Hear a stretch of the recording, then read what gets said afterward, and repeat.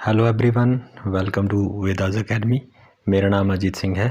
तो आज हम ज्योग्राफी का 4th लेक्चर देख रहे हैं। इसमें हम देखेंगे evolution of India. Evolution of India में हम देखेंगे पहले तो इंडिया कौन से जोन में है, टेम्परेट जोन में है या ट्रॉपिकल जोन में है।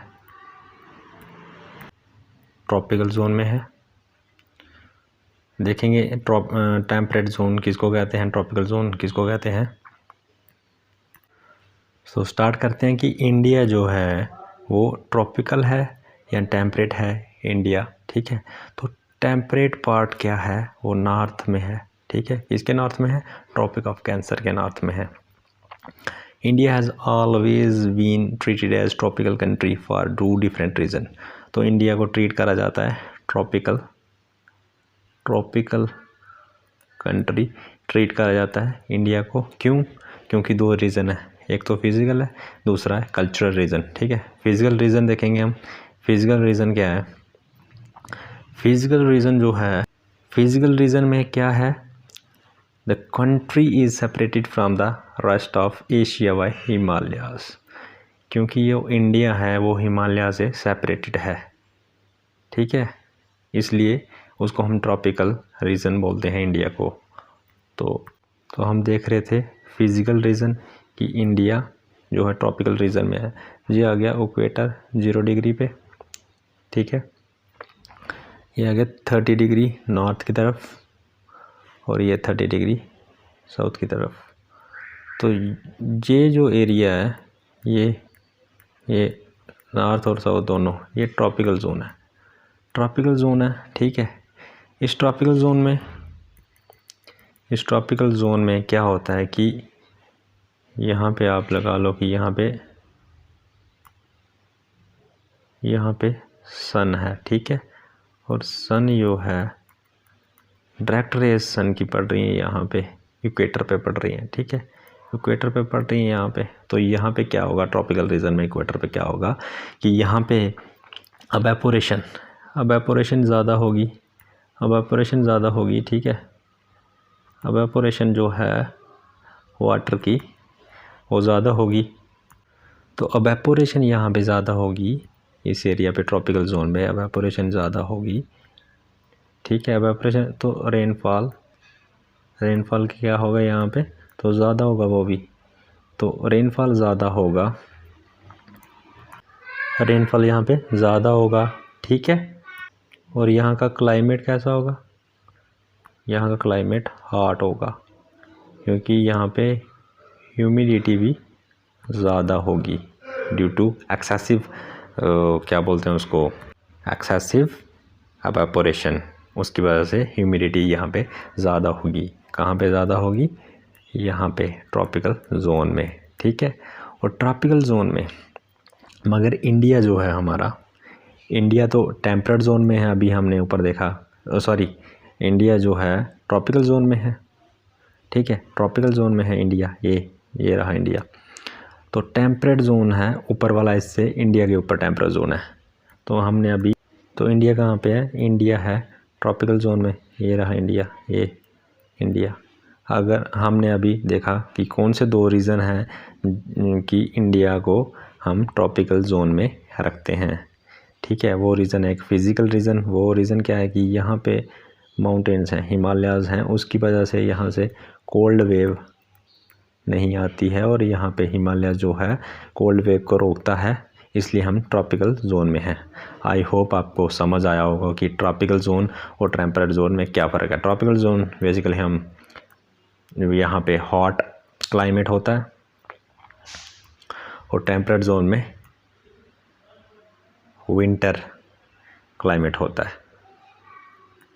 ठीक है, तो देखते हैं अभी कि climate is dominated by the tropical monsoons. ठीक है, जो क्लाइमेट है इंडिया का वो कौन सा डोमिनेट कौन करता है उसको? ट्रॉपिकल मानसून जब आते हैं तो वो क्लाइमेट मानसून पे डिपेंड है इंडिया का। ठीक है, and the temperate air masses are blocked by Himalayas. जो टेम्परेट एयर मासेस हैं, मैंने अभी बताया कि यहाँ पे हिमालयाज है, तो वो कोल्ड वेव्स को, ठंडी हवाओं को हिमालयाज ब्लॉक करता है, हिमालयाज़ ब्लॉक करता है, तो इसकी वजह से यहाँ पे ठंडी हवा नहीं आती, इसलिए हम इंडिया को ट्रॉपिकल जोन में रखा है। इंडिया को हमने ट्रॉपिकल जोन में रखा हुआ है, ठीक है।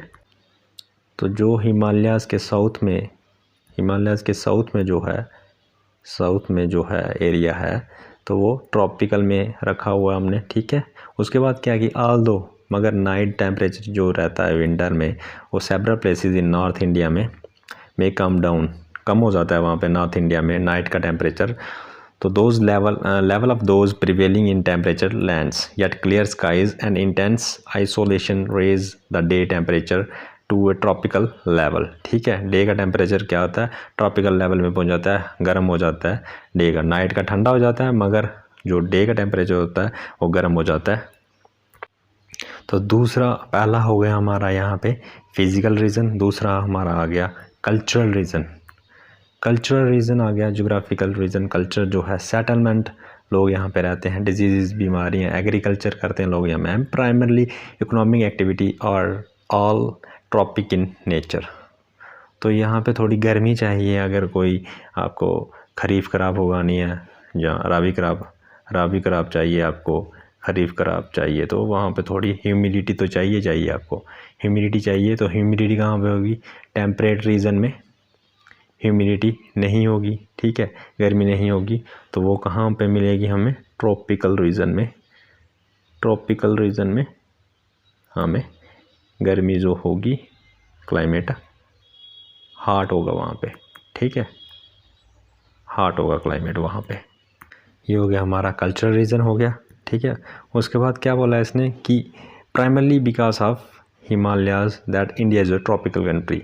मेन जो रीज़न है कि ट्रॉपिकल क्यों है इंडिया, पूछेगा अगर क्वेश्चन में आपको कि ट्रॉपिकल क्यों है इंडिया, तो मेन रीज़न है हमारा कि हिमालयाज़ कैसे हुआ, ठीक है। As per the estimation earth is approximately 460 million years old.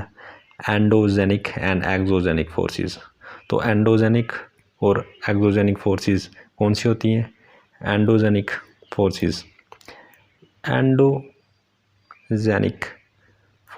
होती हैं जो इंटरनल फोर्सेस होती हैं। ये सपोज करो कि अर्थ है, अर्थ की जो इंटरनल फोर्सेस लग रही है, अंदर से फोर्सेस लग रही हैं। क्यों लग रही है अंदर से फोर्सेस, ऐसा क्या है यहाँ पे कि ऐसा क्या है अर्थ के अंदर में, अर्थ के अंदर है हीट जो है अर्थ के अंदर, वो फोर्स लगा रही है अपवर्ड, उसको हम एंडोजेनिक फोर्सेस बोलते हैं, ठीक है। और एक्सोजेनिक कौन सी होती हैं, जो अर्थ पे ना बाहर की फोर्सेस लग रही हैं, जो अर्थ पे बाहर की एक्सटर्नल फोर्सेस जो अर्थ पे लग रही हैं, जैसे विंड फोर्स लग रही है, वेव्स लग रही हैं, फ्लड्स की वजह से फोर्सेस लग रही हैं, वो एक्सोजेनिक है। उससे क्या होता है कि इन फोर्सेस से क्या होता है, endogenic and exogenic forces played a significant role in giving a shape to various surfaces.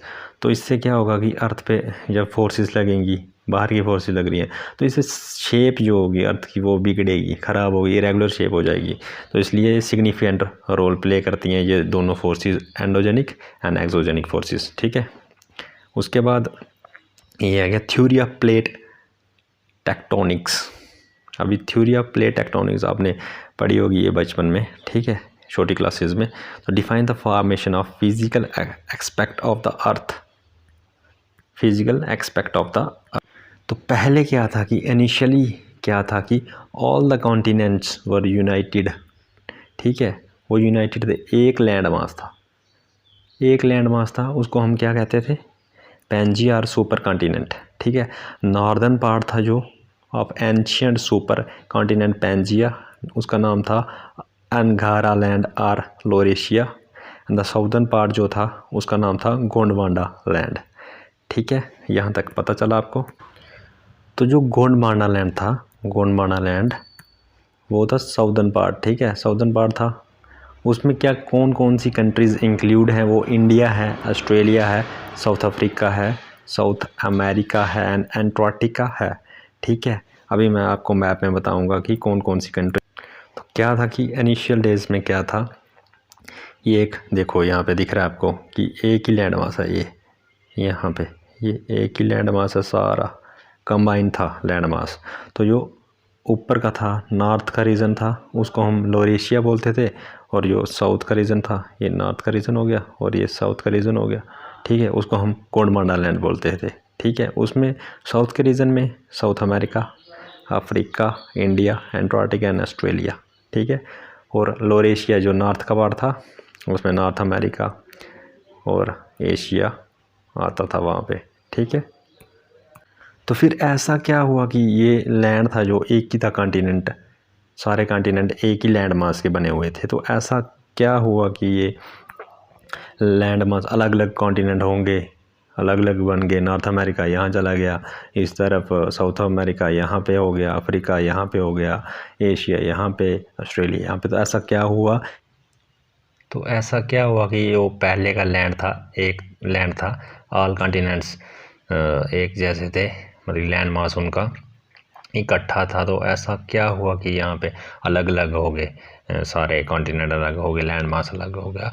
तो due to the endogenic forces और एक्सोजेनिक फोर्स लगी, यहाँ पे इंटरनल फोर्स लगी अर्थ की और एक्सटर्नल फोर्स लगी इस लैंड मास पे, इसलिए ये डिसइंटीग्रेट हो गया, ठीक है। तो आई होप ये आपको समझ आया होगा, जो भी मैंने वीडियो आपको दिखाई है एवोल्यूशन ऑफ इंडिया और टेम्परेट और ट्रॉपिकल जोन में क्यों रखा है इंडिया को।